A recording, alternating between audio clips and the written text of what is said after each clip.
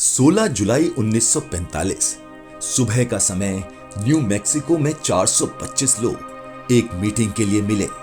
इन लोगों में United state के साइंटिस्ट और हाई रैंक मिलिट्री ऑफिसर्स शामिल थे। रिसर्चर्स, साइंटिस्ट और आर्मी ऑफिसर्स की टीम ने एक नया बॉम्ब बनाया था। आज वो लोग इसकी टेस्टिंग करने वाले थे।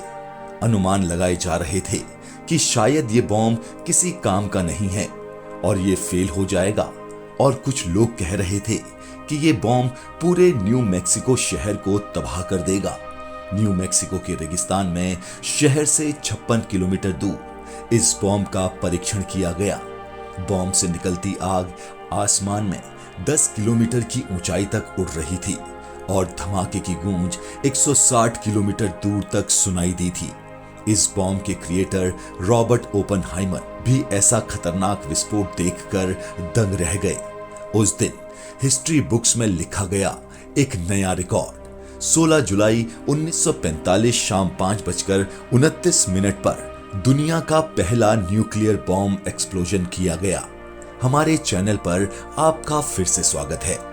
जैसा कि आप जानते हैं, न्यूक्लियर एक्सप्लोजन की खबर ने दुनिया भर की मीडिया, पॉलिटिशियंस और सोल्जर्स को हिलाकर रख दिया था। पूरी दुनिया में ये खबर फैल गई थी कि इंसान ने वो हथियार बना लिया है जिससे पूरी इंसानियत का खात्मा किया जा सकता है। लेकिन मैं अगर आपसे कहूं कि उस दिन जो हिस्ट्री में लिखा गया वो सच नहीं था। पहला न्यूक्लियर वेपन यूएस में नहीं बल्कि भारत में बना था। 1945 से हजारों साल पहले पहला न्यूक्लियर वेपन प्राचीन भारत में बना था, और सिर्फ बना ही नहीं बल्कि इस्तेमाल भी हुआ था। जिस जियोग्राफिकल लैंड को आज हम पाकिस्तान और अफगानिस्तान के नाम से जानते हैं, प्राचीन युग में इस एरिया को पांचाल, गांधार, मर्द, कुरु कहा जाता था। सिंधु यानी आज की इंडस रिवर और सरस्वती नदी के बीच सिंधु घाटी की सभ्यता और मोहनजोदाड़ो के शहर बसे थे। 1922 में आर.डी. बनर्जी ने सन जॉन मार्शल की देखरेख में मोहनजोदाड़ो के खंडरों की डिस्कवरी की। मोहनजोदाड़ो हड़प्पा सिविलाइजेशन का हिस्सा है। ये वो सिविलाइजेशन है जिससे कि भारत की सभ्यता का सबसे नजदीकी रिश्ता है। आर.डी. बनर्जी की रिसर्च में उन्होंने पाया कि 2500 बीसी के शहर में एडवांस ड्रेनेज सिस्टम, हर घर में टॉयलेट और वेल प्लान्ड सिटी थी। लेकिन टेक्नोलॉजिकल लिमिटेशंस, रिसोर्सेज की कमी, पॉलिटिकल बदलाव और इंडिया पाकिस्तान बनने के बाद मोहनजोदाड़ो की रिसर्च आगे नहीं बढ़ पाई।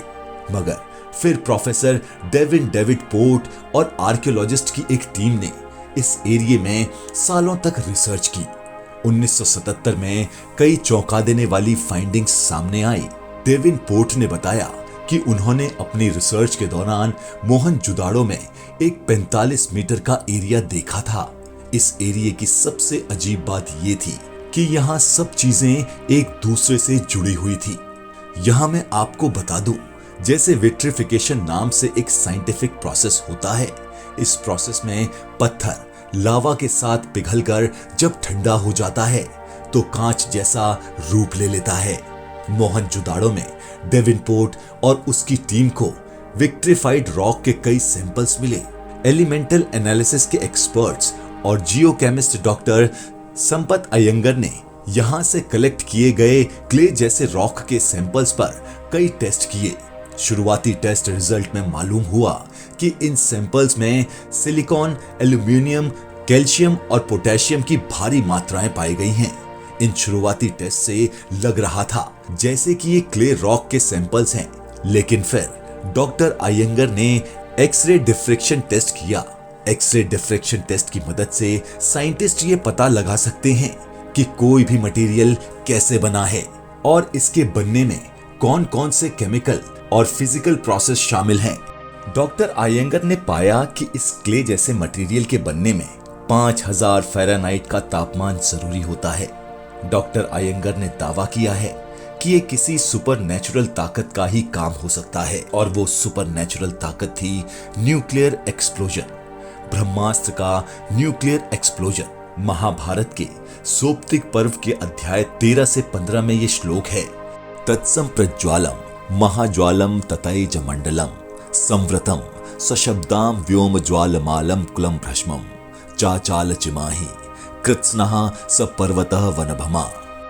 कि इसका मतलब ये है कि जब ब्रह्मास्त्र का प्रयोग हुआ था तो उसका एक्सप्लोजन 1000 सूर्य से भी ज्यादा चमकदार था, और जब ये विस्फोट हुआ था तो सूरज हवा में घूम रहा था, पेड़ों में आग लगी थी, हर जगह सिवाय तबाही के और कुछ भी नहीं था।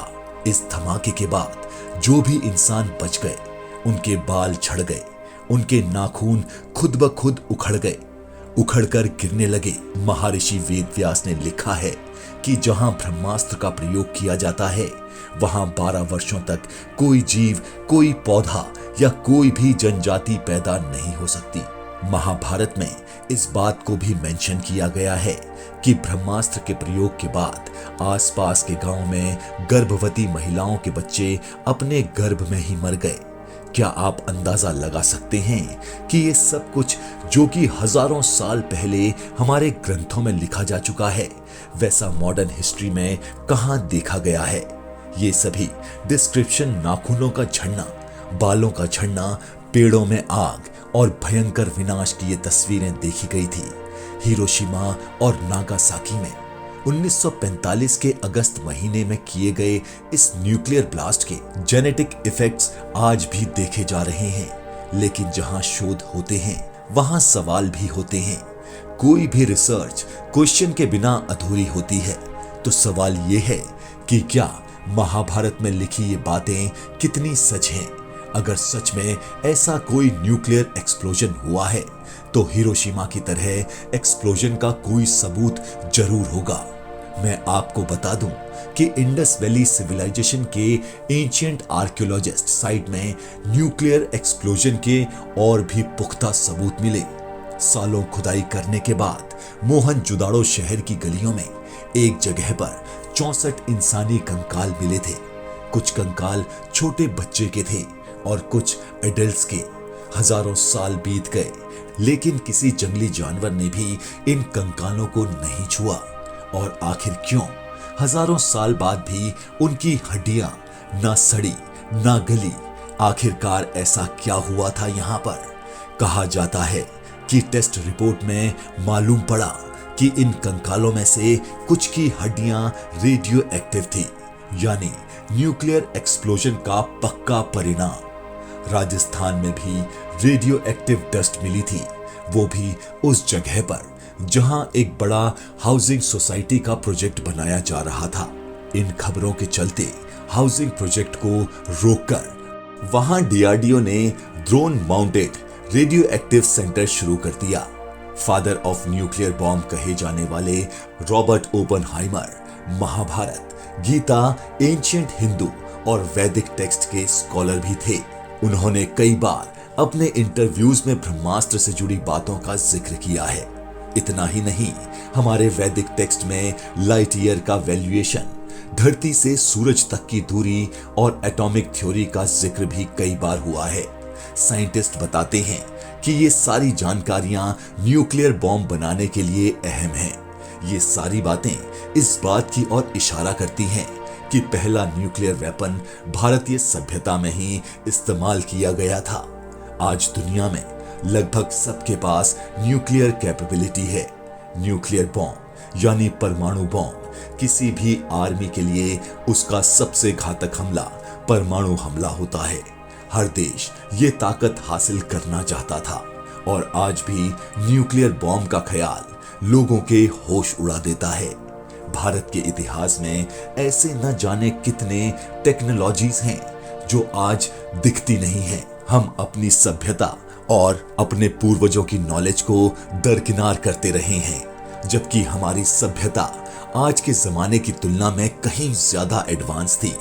महाभारत का न्यूक्लियर वॉरफेयर और मोहनजोदाड़ो की न्यूक्लियर साइट, वहां मिले कंकाल इसी एविडेंस कैपेबिलिटी की तरफ इशारा करते हैं। हमारा वीडियो अगर पसंद आया हो तो प्लीज लाइक और सब्सक्राइब जरूर करें।